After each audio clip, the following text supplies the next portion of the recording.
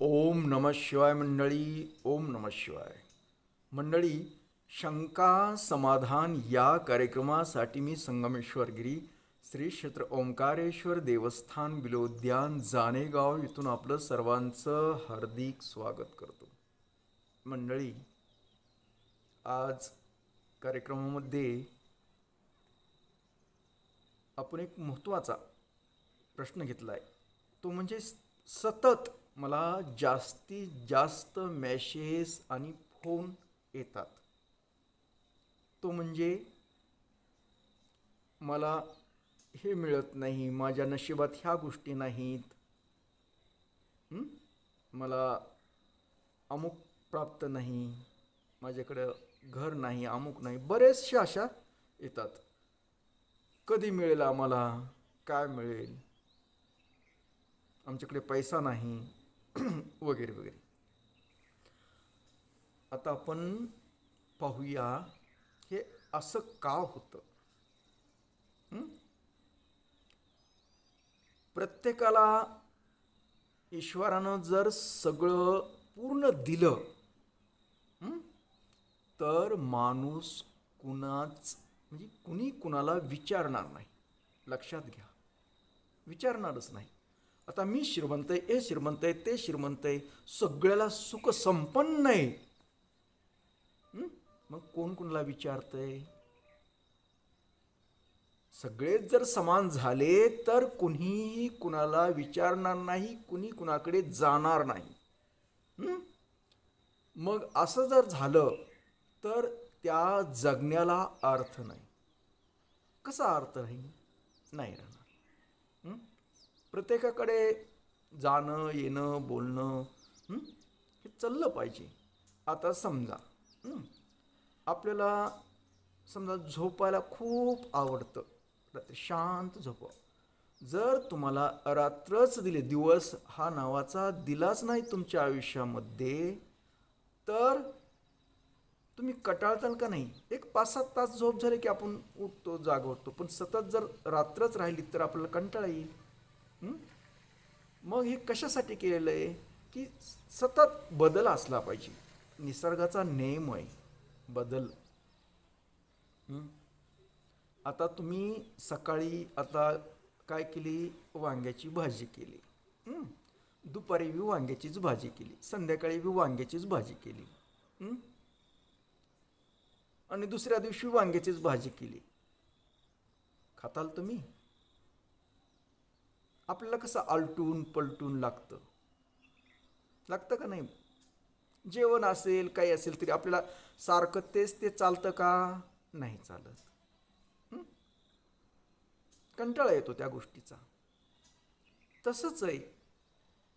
मग हे ईश्वरानं सगळे बदल, ईश्वरानं काय केलं? समाजामध्ये गरीब श्रीमंत सर्व गोष्टी ठेवलेल्या आहेत.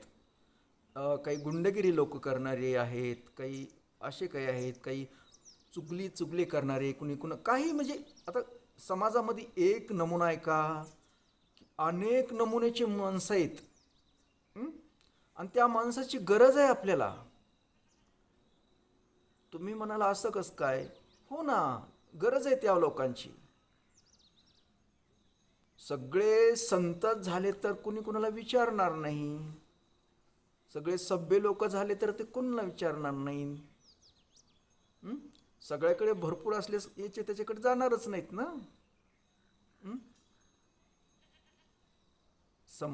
समाजामधला जे समतोल असतो तो राखण्यासाठी ईश्वरानं ह्या गोष्टी केलेल्या आहेत. मग मला असं वाटतं की माझ्याकडे खूप पैसा नाही, माझ्याकडे नोकरी नाही, अमुक नाही, तमुक नाही, आपण वाटतं. तसं काहीच वाटायसारखं नसतं. जे आपल्या नशिबात असतं तेच असतं. आणि एक लक्षात ठेवायचं, ईश्वरानं आपल्याला ज्यावेळेस जन्म देतो का नाही ईश्वर, त्यावेळेस सर्व व्यवस्था केलेली असते त्यानं. पोटा पाण्याची, त्याला काय द्यायचं काय नाही द्यायचं, त्याला किती ठेवायचं, श्रीमंत ठेवायचं का गरीब ठेवायचं का काय करायचं, हे सर्व व्यवस्थित पार पाडलेलं असतं त्यानं. त्याचं पूर्ण नियोजनबद्ध कार्यक्रम असतो. त्यांना कधी मरायचं, कधी जायचं, त्यांना समाजात काय करायचं, चांगलं करायचं का वाईट करायचं, ही सर्व व्यवस्था केलेली असते त्यानं. हं? पण प्रत्येकाला वेगवेगळं दिलेलं असतं, प्रत्येकाला वेगळं. काही वेळेस आपले पूर्वकर्म असतात. आपण श्रीमंत नसणं, अगर काही पैसा नसणं, ही काही पूर्वकर्म असतात आपले काही. पूर्वी आपण खूप श्रीमंत असू शकतो. मग या जन्मात गरिबीचे दिवस कसे काढायचे, कसे काढावे लागतात, हे माहीत होण्यासाठीही या गोष्टी केलेल्या असतात. प्रश्न असे विचारणे मध्यमवर्गीय विचारतात. आणि श्रीमंत माणसं मला विचारतात की आम्हाला सुख नाही, आमच्याकडे खूप आहे, आमच्याकडे खूप आहे, पैसा अडका सर्व, बंगला गाडी घोडा सर्व काही आहे, पण आम्हाला सुख समाधान नाही. त्यांची तक्रार तशी. मध्यमवर्गीयाची वाटते की आम्हाला हे नाही ते नाही, अमुक खर्चाला पैसेच नाहीत, असं करायचं होतं तर तसं नाही, वगैरे वगैरे असतं. फक्त मला सांगायचं की तुम्ही असं चुळमुळ चुळमुळ करू नका. मला देवानं हे दिलं नाही, मला देवानं ती दिलं नाही, मी देवाचं खूप करतो, पूजा अर्चा करतो, सर्व काही करतो, पण मला देव हा देत नाही. मला एक छोटंसं उदाहरण द्यावं असं वाटतं तुम्हाला, की काय आपल्याला, म्हणजे आपल्याला देवानं एवढं दिलं आहे की त्याची गणत करता येत नाहीच, मोजमाप करता येत नाही. हे जी शरीर दिलंय ना आपल्याला, हे त्याची किंमतच करता येत नाही. किंमत करता येत नाही. आणि आपण ती किंमत न करण्यामुळे आपण आपल्या शरीराचा उपयोग बी करून घेत नाहीत. खूप परिपक्व मेंदू दिलेला आहे. तुमचं कसलं कॅम्प्युटर काय काय नाही. खूप आपण काय करायचं पाहिजे, आपलं काय करायला पाहिजे काय नाही, हे सर्व ठरवणारी याच्यात आहे ना यंत्रणा, सगळी मेमरी भरली तुमची. पण त्याचा वापर कसा करायचा, काय करायचा, हे आपल्या लक्षात येत नाही. देवानं खूप दिलंय. तर तुम्हाला सांगायचं काय होतं, एक छोटंसं उदाहरण. तर तुम्हाला तर माहीत आहे मी गेली 2 महिने झाला आजारी आहे. म्हणजे आजारी आहे, आता बोलतोय चांगला मिठू मिठू पोपटासारखा, पण आजारी मी. आता म्हणजे आज मंगळवार, हां, तर 8 दिवस म्हणजे गुरुवारी मी गेलतो, त्याच्या अगोदर 2-4 वेळेस गेलतो. गुरुवारी एकदा गेलतो की दाताच्या बद्दल, म्हणजे दाढ खराब झालीत ना, एक तुटली दाढ, आणि त्याचं कारण बी शुगर आहे. शुगरमुळं बरेचसे माझे कार्यक्रम व्यवस्थित झालेत, पार पडलेत म्हणजे सगळ्या गोष्टीचे. तर मी गेलो होतो सांगायचं म्हणजे. त्यानंतर त्यांनी बघितलं, एक्सरे वगैरे त्यांची यंत्रणा सगळी लावली, आणि मग बोलावलं मला. बघितलं त्यांनी, म्हणले तुमचं हे खराब झालं आहे, तुमचं इकडलं खराब झालं आहे, तिकडलं झालं आहे, त्याला हे गोष्ट करावं लागेल, त्याला ते गोष्ट करावं लागेल, याचं ऑपरेशन करावं लागेल, ते ऑपरेशन करून काढावं लागेल, आणि ऑपरेशन करायचं तर तुम्हाला शुगर आहे, शुगर लेवल आणण्यासाठी तुम्हाला औषधोपचार करावं लागतं वगैरे वगैरे. बरं ठीक आहे म्हटलं, आता हे सर्व प्रोसेस तुम्हाला काय योग्य वाटतं ते करा तुम्ही. मला काय कळतंय म्हटलं त्यातलं, तुम्हालाच माहीत ना, तुम्ही अनुभवी तज्ज्ञ त्यातले, मी थोडंच तज्ज्ञ त्यातलं. तर तुम्हाला योग्य वाटेल ते करा, पण चांगलं करा, जेणेकरून मला खाता येईल. खाता येत नाही हो म्हटलं. ठीक आहे ठीक आहे. मग त्याने वेगवेगळे दाताचे नमुने दाखवले, अमुक दाखवले, तमुक दाखवले, हे असला दात आहे ती, तसला आहे ती, बरंच बरंच 5-6 नमुने दाखवले मला. हां, असं केलं तर एवढा खर्च येतो, तसं केलं तर तेवढा खर्च येतो, असं केलं तर तितका खर्च येतो. मग मी खर्च विचारायला लागलो. त्यांची 20,000पासून रेंज होती. अगोदर एक दाताचं, पण ते आपली दाढ होती ना त्याच्यामुळं जास्त. 20,000, एका दाढाला 20,000 रुपये खर्च येतो कमीत कमी. पुन्हा त्याच्यामध्ये वेगवेगळे बदल ती बरेचसे सांगितले ते. तर माझ्या माहिती इकडे आणि हे 2 म्हणजे 3 दाढीचे मला त्यांनी जवळजवळ म्हणजे समजा मध्यम याच्यात 90,000 रुपये सांगितले. म्हणजे माझ्या दाताला कृत्रिमरित्या बसवण्यासाठी 90,000 रुपये त्यांनी बिल सांगितलं म्हणजे केलं म्हणजे एवढं होतंय म्हणून सांगितलं मला. मला हे का सांगायचं आहे तुम्हाला, की माझे निसर्गानं म्हणजे मला किती हजाराचे दात दिले, म्हणजे हे सर्व जर दाताचे व्यवस्थित जर पाहिलं चांगल्या क्वालिटीचे तर किती लाखाचे दात असतील माझे. माझे काय तुमचे काय सर्वांचेच. हं? म्हणजे मला नुसते दात जर मला लाखो रुपये खर्च येतो ते बी कृत्रिम बसवतात. देवानं तर फ्रीमध्ये देऊन टाकलंय मला, तुम्हाला सर्वांनाच. आणि हे बसवण्यासाठी आपल्याला एवढा खर्च येतो. हं? एवढा येतो का नाही? मग हे ते कृत्रिम झालं ना, कृत्रिम झालं. निसर्ग आणि पुन्हा त्याला गॅरंटी जास्तीत जास्त म्हणजे 5 ते 10 वर्षाची तुम्हाला गॅरंटी देता येते. विचार करा, तुम्हाला जन्माला पुरणाऱ्या म्हणजे पुरतील अगर जन्माला जातील अशी व्यवस्था निसर्गानं देवानं आपल्याला एवढं. एक दाताचं सांगितलं तुम्हाला उदाहरण, त्यात डोळे आहेत, हं? कितीतरी अवयव, हं? हृदय आहे, मेंदू आहे, काय काय आता काय काय बदलता येतं काय काय नाही ते मला काही एवढं माहीत नाही, मी काय त्याचा अभ्यास केलेला नाही. मग एवढ्या अवयव तर किती किंमत होईल त्याची.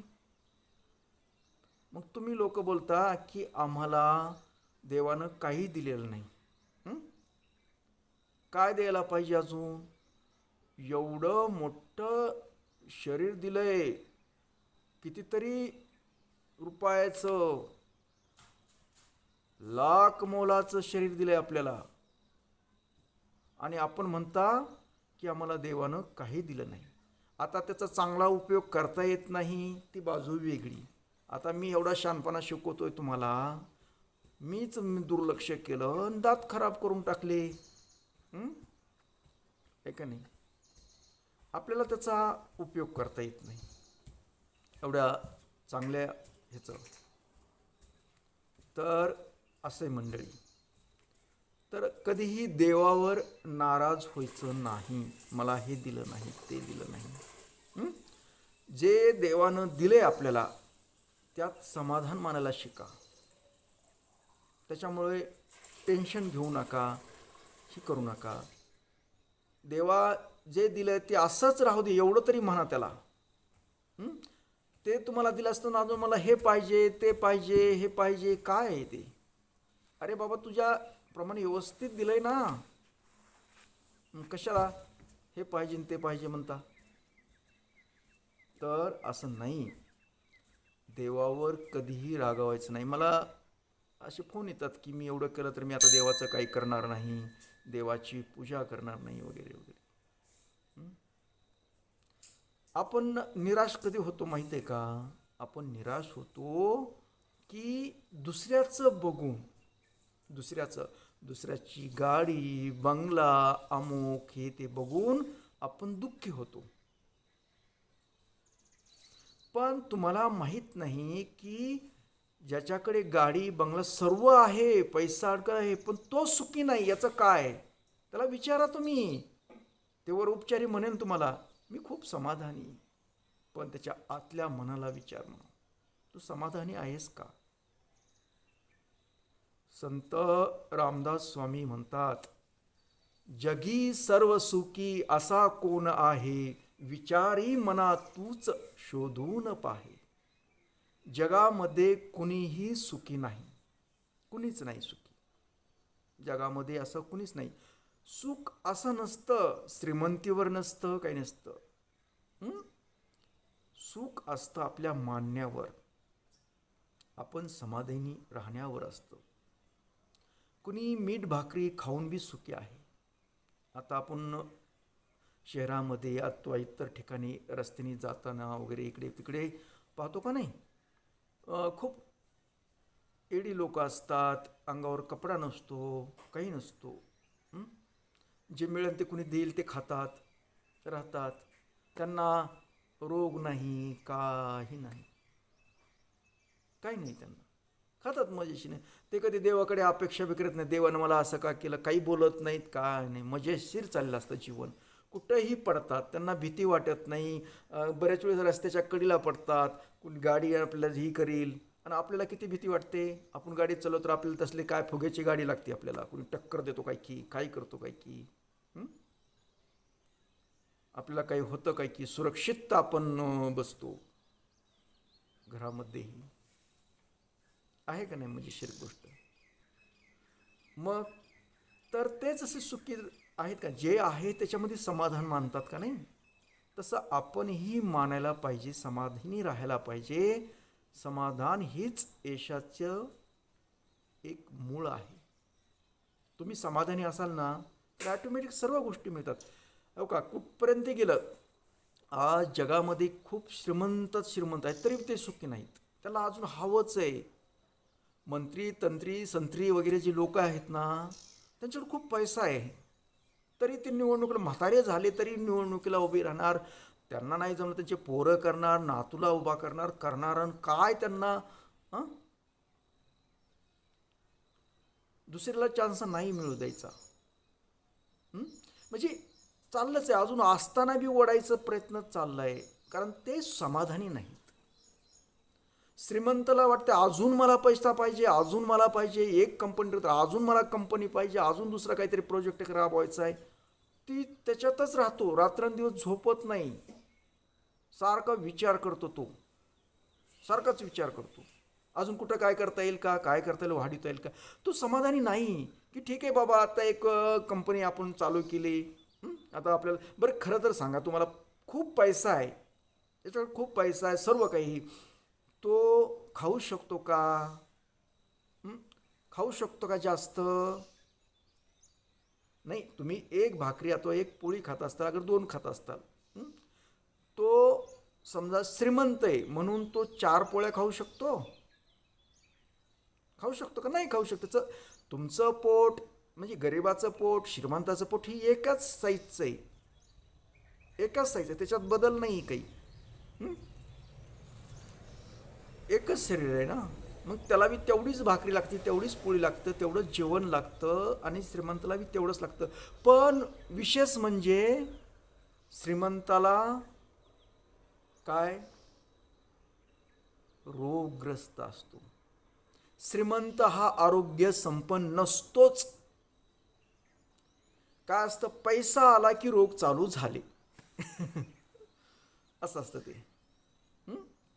श्रीमंताला रोग असतं म्हणून त्याला हे खायचं नाही, ते खायचं नाही. पण गरीब सर्वात त्याला सर्वच चालतं, सर्वच असतं, त्याला सर्व काही चालतं, त्याला खाण्याचं बंधनच नाही. तसं श्रीमंताला बंधन नाही. मोप त्याच्या पुढे ढिगारा पडला पण तो खाऊ शकत नाही. बीपी म्हणून मीठ खायचं नाही, आळणी खातो. शुगर आहे म्हणून गोड खात नाही. असं आहे. त्याच्यामुळं जे ईश्वरानं दिलं आहे त्यात समाधान मानावं. जे आहे असं आहेत का, उपाशी राहत नाहीत ना तुम्ही. तुम्हाला 3 टायमाला खाया भेटतं का नाही, भेटतं ना. अंगाला वस्त्र आहे का नाही, साधा असेल असू द्या पण तुम्हाला वस्त्र आहे ना. तुमची लाज झाकण्यासाठी वस्त्र आहे का नाही, वस्त्र आहे, निवारा आहे. अन्न वस्त्र निवारा ह्या गोष्टी आहेत का नाही पूर्ण.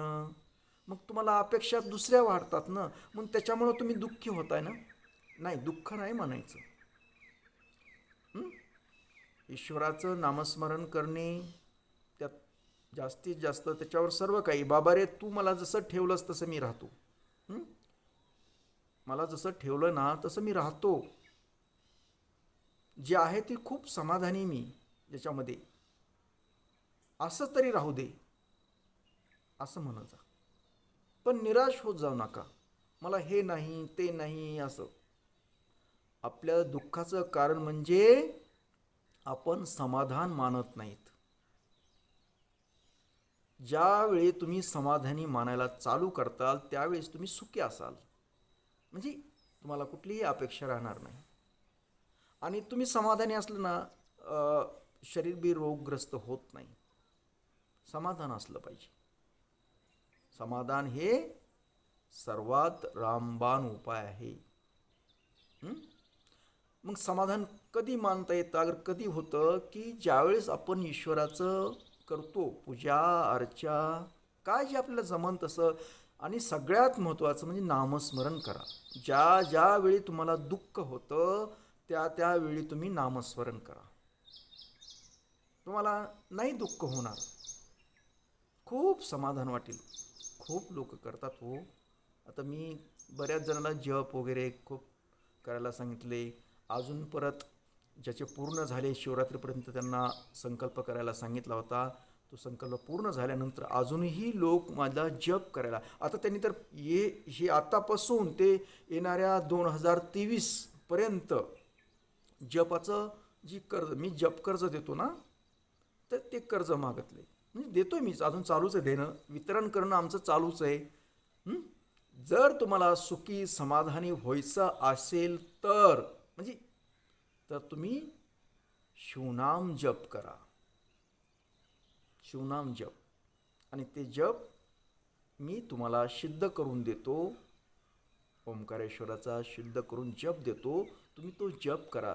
हं? बघा, तुम्ही नक्कीच सुखी आणि समाधानी व्हाल. तर करूया सुरुवात आजपासून. हं? जर तुम्हाला शिवनाम जप हवा असेल तर मला संपर्क करा व्हॉट्सॲपवर. व्हॉट्सॲपवर करा, फोन करण्याची आवश्यकता नाही. व्हॉट्सअप चालू असतं दिवसभर, त्याच्यावर मेसेज करा, मला शिवनाम जप पाहिजे म्हणावं. मी खूप टेन्शनमध्ये तणावामध्ये आहे, मला सुख समाधान लाभावं यासाठी तुम्ही शिवनाम जप मला द्या. मी तो सिद्ध करून तुम्हाला शिवनाम जप देतो. तुम्ही जप करायला लागा आणि तुम्ही मग पहा, नक्कीच तुम्ही सुखी आणि समाधानी व्हाल, यात कसलीही शंका नाही. तर मंडळी, ओम नमः शिवाय. जय हिंद, जय भारत. सुखी रहा आणि समाधानी रहा. ओम नमः शिवाय.